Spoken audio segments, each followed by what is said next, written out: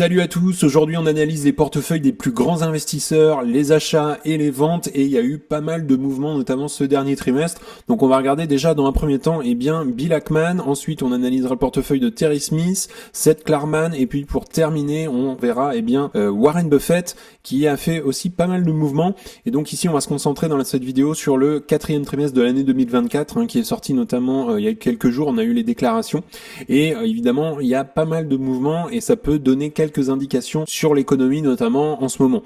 D'ailleurs tu peux en profiter pour mettre un petit like à la vidéo, ça permet de soutenir la chaîne et je te remercie grandement. Alors si déjà on commence avec le portefeuille de Bill Ackman. Donc Bill Ackman il est connu lui pour une stratégie d'investissement activiste, donc ça signifie qu'il investit évidemment dans des entreprises sous-évaluées puis exerce une pression sur la direction notamment ou le conseil d'administration pour apporter notamment des changements qu'il considère comme nécessaires pour maximiser la valeur pour les actionnaires notamment. Par exemple ça peut être améliorer la gestion, modifier les stratégies ou encore la restructuration dans l'entreprise. Si on regarde sa philosophie d'investissement, il décrit souvent en fait son approche comme acheter une action comme si vous achetiez une maison. En d'autres termes, en fait, il investit avec l'idée de rester propriétaire à long terme. Donc là, on n'est pas du tout sur du court terme dans sa stratégie. Bien parfois qu'il ne rechigne pas évidemment à vendre une entreprise si ça ne répond pas évidemment à ses attentes et que ça bouge. Donc si on regarde en termes de style d'investissement, notamment le premier point, c'est une concentration sur les grandes positions. En fait, Ackman, il préfère investir massivement dans un nombre limité de sociétés plutôt que de diversifier largement. Ça reflète une forte conviction notamment dans ses choix. Et puis, il y a un focus aussi sur des entreprises évidemment de qualité, puisqu'il privilégie les entreprises ayant un modèle économique solide, une forte génération de flux de trésorerie et aussi des avantages concurrentiels durables. Si on regarde sans plus tarder, ce qui est sorti, donc on voit très clairement qu'il a un portefeuille très réduit, il a très peu de positions. Donc il a renforcé un petit peu Brookfield, on le voit ici à peu près 6%. Il a réduit Chipotle, qui est très connu, moins 14% ce dernier trimestre. Nike, un plus 15%, il a renforcé sa position. Là, moins 26% sur Hilton, là je connais pas la boîte. Et ensuite, il a ajouté 6 portes. Donc si on regarde très rapidement, il y a eu un peu de mouvement quand même. Donc Nike, entreprise méga connue, qui se reconcentre un petit peu. Et si on regarde un petit peu les chiffres, on a une croissance quand même assez moyenne du chiffre d'affaires, environ 5% par an, mais on a quand même une belle courbe de croissance, même si ça a tendance un petit peu à stagner. On le voit d'ailleurs entre 2023 et 2024. 2024, on a fait plus 0,28% par rapport à 2023, ce qui est vraiment très minime. La croissance des free cash flow, là on est à 6,70% par an en moyenne, donc là c'est un peu plus disparate la croissance. Si on regarde le ROCE, il est tout à fait bon et en général, il a tendance à se maintenir pour Nike. Ensuite, ils ont pas de problème de dette, ils font du rachat d'actions, donc ça c'est trop mieux pour les actionnaires. Et la marge de free cash flow reste tout à fait convenable, on est à peu près à 10% et on voit quand même une tendance à l'amélioration si on regarde à peu près, mais ça reste vraiment minime. Donc voilà, globalement, on a quand même une entreprise qui est bien installée, verse un dividende, mais on a une croissance moyenne quand même du chiffre d'affaires. Si on regarde la valorisation, et c'est ça qui est intéressant, là aujourd'hui elle est à 76, alors si on regarde très rapidement le ratio prix-free cash flow, aujourd'hui il est à 20,58, et si on compare par rapport à la moyenne, à 48,82, et la moyenne 10 ans est à 40,55. Donc je comprends un petit peu ce qu'il a fait quand même Bill Ackman, puisqu'on est ici à une valorisation qui est quand même bien inférieure à sa moyenne historique, et même la moyenne 10 ans est à 40. Donc aujourd'hui ça se comprend qu'il a pu investir, peut-être qu'il a des infos sur la boîte, et on retrouve des niveaux qu'on avait peut-être d'ailleurs dans la période 2019, on était autour des 25. Donc voilà, on a une entreprise aujourd'hui, et même si on regarde le prix par rapport au chiffre d'affaires, qui est quand même très bas. Donc voilà, ça se comprend pourquoi il a investi notamment dans Nike, et il a renforcé sa position. Donc deuxième entreprise, c'est Brookfield, il a renforcé ici. Donc si on regarde Brookfield, aujourd'hui le cours il est à $60. Alors à première vue, quand on regarde les résultats ici, on voit que c'est une entreprise qui a une croissance quand même très minime de leur chiffre d'affaires. Et c'est une croissance qui a tendance et qui a pas mal explosé, surtout depuis 2017, mais il faudrait creuser. Le ROCE est quand même très minime. C'est pareil en termes de free cash flow, là c'est un petit peu en dents de scie, et là on a fait même une année 2023 négative. Donc il faudrait creuser un petit peu sur les chiffres de l'entreprise. C'est une entreprise que je ne maîtrise pas moi aujourd'hui. Si on regarde la valorisation, là c'est pareil, on a une valorisation qui est négative, mais ça c'est dû aussi à des free cash flow qui sont négatifs, donc c'est pour ça qu'on est en négatif. La moyenne 5 ans était à 16 et la moyenne 10 ans à 14. Donc là, ceux qui connaissent peut-être l'entreprise, n'hésitez pas à commenter sous la vidéo. Ensuite, donc si on continue avec le deuxième investisseur, c'est Terry Smith. Donc Terry Smith, lui, sa stratégie, c'est acheter et conserver. Il privilégie aussi l'investissement sur le long terme avec des entreprises capables aussi de croître et de générer des rendements sur plusieurs années. Lui, il recommande d'évaluer une stratégie sur un cycle économique complet plutôt que de chercher des gains à court terme. Donc là, pareil, on essaie du long terme et on conserve. On a un focus aussi évidemment sur les entreprises de haute qualité. Donc les sociétés sont sélectionnées, doivent évidemment offrir un retour élevé sur le capital employé, générer des flux de trésorerie robustes et aussi bénéficier d'une demande constante. Donc là, il privilégie évidemment les entreprises ayant des revenus récurrents comme celles vendant des biens de consommation courants. Également, troisième point, donc des actifs intangibles solides. Donc Smith, en fait, il investit dans des entreprises dotées d'avantages concurrentiels durables, tels que des marques puissantes, des brevets, une large base installée ou encore des relations clients bien établies. Autre point, c'est éviter la dépendance à l'endettement. Donc il sélectionne, il fait attention à ça au niveau de la dette. Ça doit générer aussi des rendements élevés. Et on a également une évaluation raisonnable sur l'achat évidemment de l'action. Bien que la qualité soit essentielle, en fait Terry Smith il insiste vraiment sur l'achat à des valorisations qui sont attractives pour maximiser évidemment les rendements à long terme, et ça c'est très important. Et aussi une exclusion des entreprises risquées, il évite les secteurs technologiquement changeants ou ceux qui reposent sur des innovations disruptives, préférant évidemment des entreprises établies avec des produits qui sont évidemment intemporels. Donc si on regarde son portefeuille, lui pour le coup il est un peu plus conséquent que évidemment Bill Ackman, et si on regarde lui globalement il a pas mal vendu, il a pas mal réduit de position, et il a Meta qui a réduit de 6, Microsoft de quand même 10%, et on a d'autres Automatic Data lui moins 10%, Visa moins 16, c'est le plus gros mouvement qu'on a eu d'ailleurs. Et puis petite position Fortinet moins 15 quand même qu'il a allégé, après ça reste vraiment très très minime, et on a eu un petit peu d'achat sur Medpace et Doximity. Donc là pour le coup si on regarde sur Microsoft qu'il a allégé, donc c'est une belle boîte Microsoft, pour le coup elle a une belle croissance du chiffre d'affaires, on a une belle croissance des free cash flow à 14%, un ROCE qui est bien installé à plus de 20%, pas de problème de dette, du rachat d'actions, et puis aussi des marges de free cash flow. Aujourd'hui on a une entreprise quand même qui stagne, c'est une entreprise dont je suis investi et on est à 414 $, et donc si on regarde le ratio prix-free cash flow, eh bien je comprends pourquoi il a allégé sa position, puisque on est ici à 44. La moyenne 5 ans est à 37 et la moyenne 10 ans est à 28. Donc une entreprise quand même qui est chère, et je comprends ses choix. Si on regarde, quand je l'ai acheté, moi c'était plutôt sur l'année 2022-2023, on était autour des 27-30 à peu près, mais on avait surtout une entreprise qui était peu chère dans les années 2017. Et donc là on avait des opportunités je pense. Et si on regarde le prix par rapport au chiffre d'affaires aujourd'hui, eh bien il est à peu près à 11.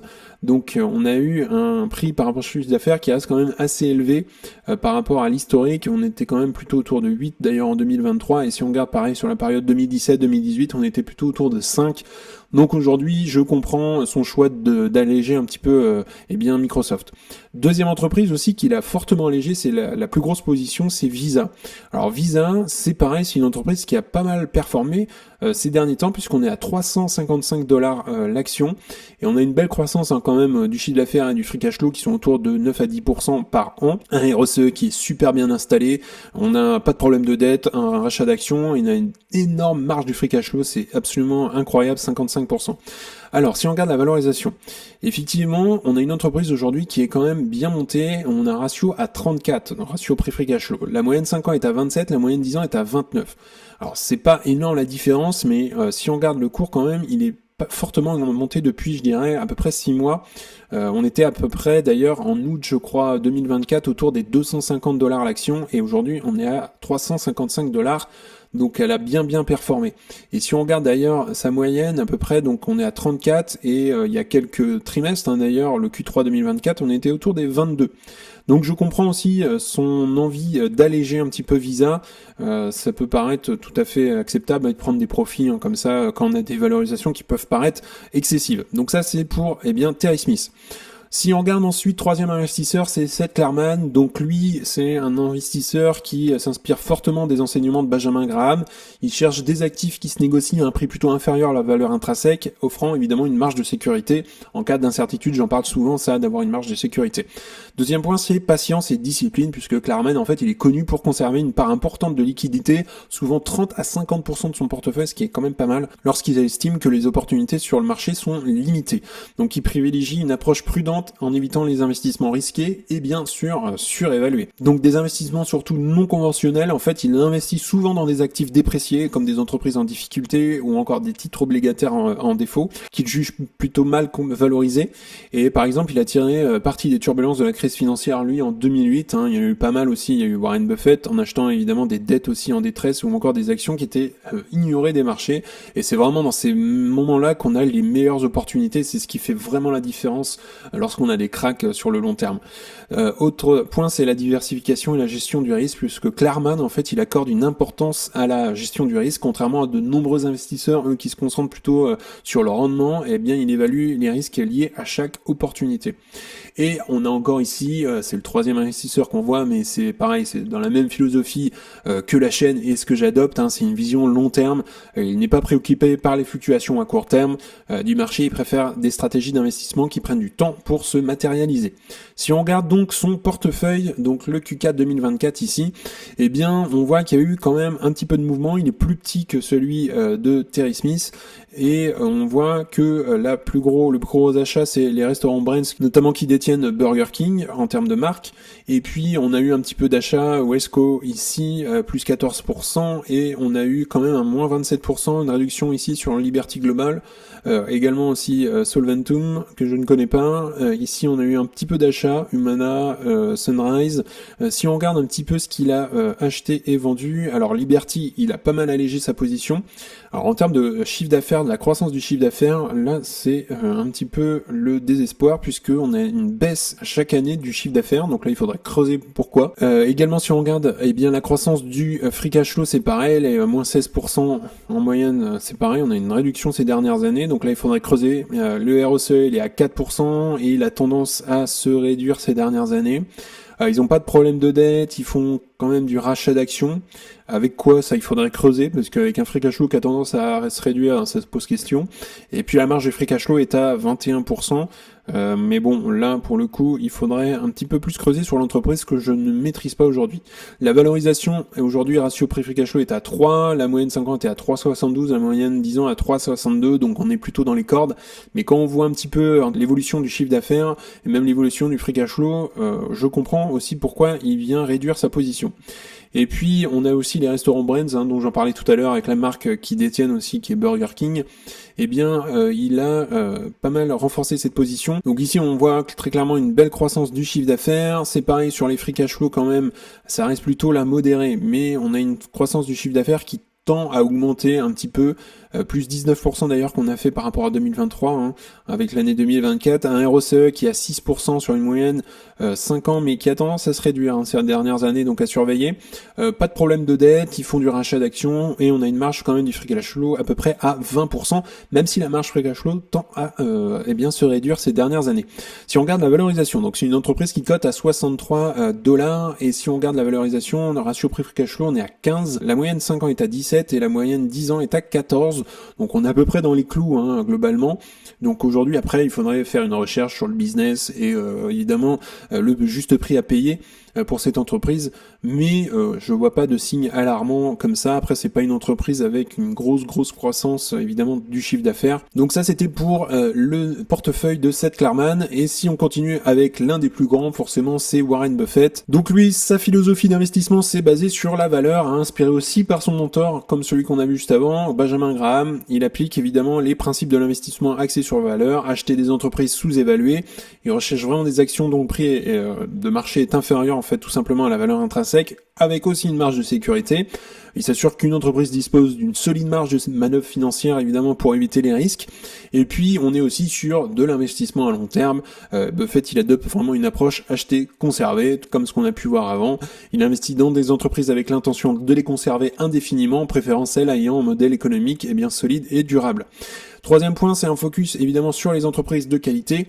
Il privilégie forcément les entreprises avec des avantages concurrentiels durables, donc ce qu'on appelle le moat en anglais, des marques puissantes, une barrière à l'entrée. Il aime évidemment les sociétés qui ont des flux de trésorerie prévisibles aussi, et puis ayant peu de dettes et aussi des dirigeants compétents et honnêtes. Et quatrième point, éviter les entreprises qui ne comprennent pas il faut pas se lancer dans des business ou encore des industries qu'on ne maîtrise pas, comme des technologies complexes parfois.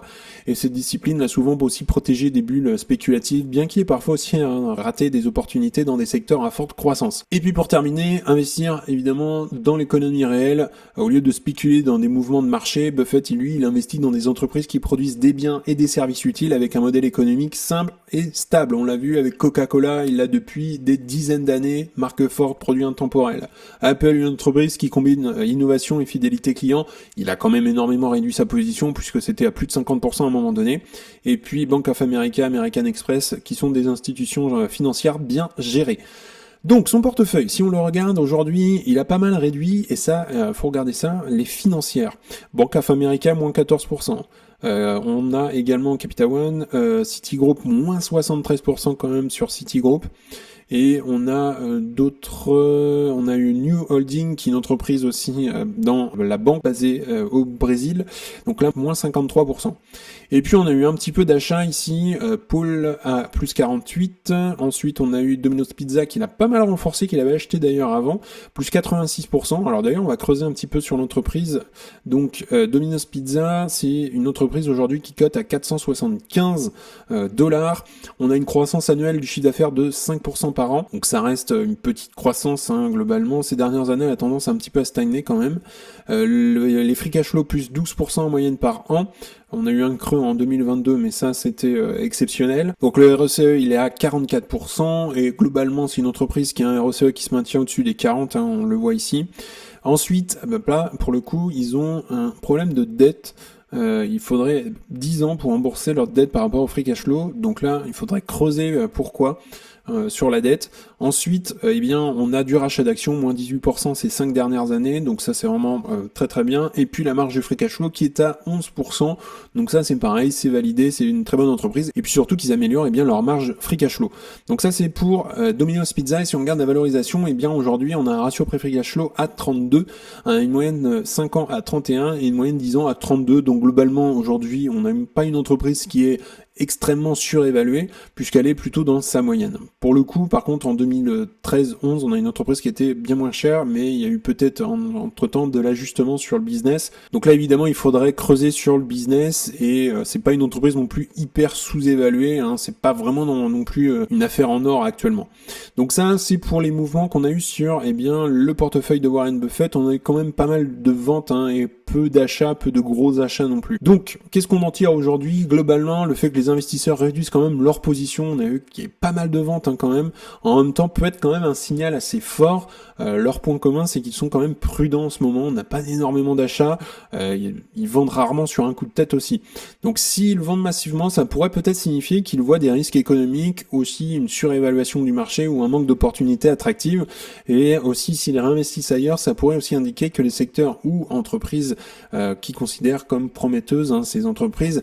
Donc voilà, aujourd'hui on a quand même un peu plus de ventes, on a un marché qui est quand même cher, on le voit d'ailleurs aujourd'hui sur le S&P 500, on a un S&P qui est à des plus hauts, plus de 6000 points aujourd'hui, et on n'a pas eu non plus d'énormes corrections, surtout depuis, la Covid, où on a eu un léger petit crack très rapide, mais globalement on est toujours à des points assez hauts.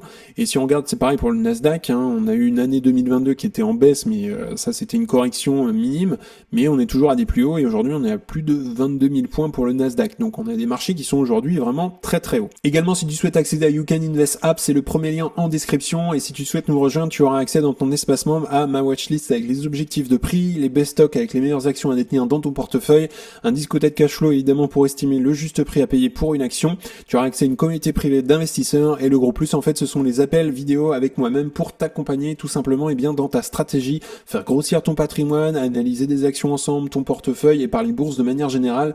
Donc si tu souhaites nous rejoindre, c'est le premier lien dans la description. En attendant, n'hésite pas à liker la vidéo, à t'abonner, ça fera grandir la communauté et puis ça me soutient. Si tu souhaites regarder une autre vidéo, tu peux cliquer juste ici. En tout cas, je te souhaite une excellente journée et à bientôt pour une prochaine vidéo. Salut!